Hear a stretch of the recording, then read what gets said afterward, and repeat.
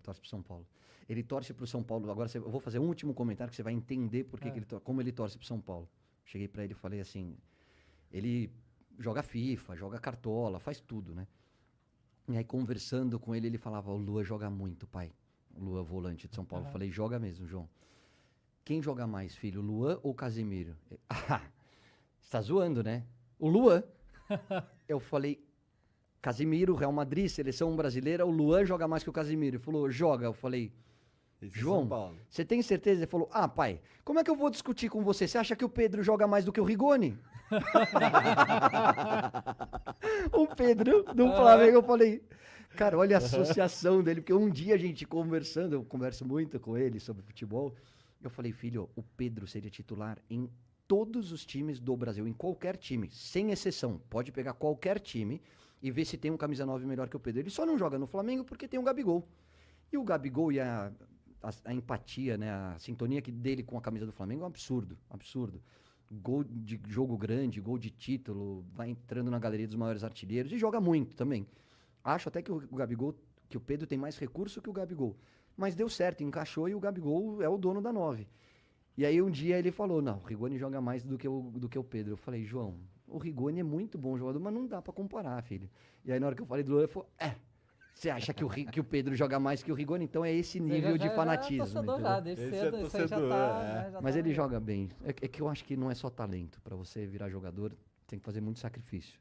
Não sei o quanto ele tá disposto, e é muito novo ainda, 10 anos, não sei quanto ele tá disposto a fazer sacrifícios para virar jogador profissional. Que sacrifício que tu tá dizendo? Eu sei alguns sacrifícios óbvios e tal, mas como é que foi pra você?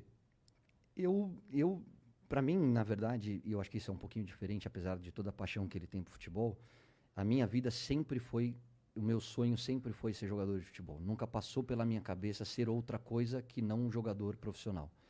Então eu comecei com 5 anos no salão e segui carreira até os 30 quando eu me aposentei. Então eu jogava salão no colégio, salão pelo São Paulo, campo interclubes pelo São Paulo, que é o dos sócios, depois abriu o amador, que é o que te leva ao profissional. Então eu disputava 4, 5 campeonatos simultaneamente. Quando eu falo em sacrifícios, eu tô... E assim, não é só... Muita vontade. E aí à medida que você vai crescendo, que você vai se destacando e se aproximando das categorias, principalmente nesse caminho que dá o acesso ao profissional, você vai diminuindo. Então chegou uma hora que o São Paulo pediu para eu parar com o salão, pediu para eu parar de jogar nos sócios e jogar só no amador, e aí você meio começa que endireita a tua carreira focada a ser jogador de futebol profissional. Mas quando eu falo em sacrifícios, assim, eu tive que estudar à noite e criar toda uma estrutura para poder terminar pelo menos o 2º grau. Você tem que abrir mão das festinhas que tem todo final de semana, de dormir na casa dos amigos, de ir para tua casa no interior, casa na praia. E isso jovem, né? Você sacrifica muito a tua vida particular em prol da carreira. Então, só para dar um exemplo, quando eu tinha 16, 15 anos, 14 anos, 15, cara, você não vê a hora, você chaveca as meninas no colégio esperando a festinha de sexta-feira. Hoje em dia tá mais precoce, mas na minha época, você ficava esperando o baile ou a festa do final de semana para você poder chegar na menina. Tinha aquela história do bilhetinho, de pedir em namoro e tal.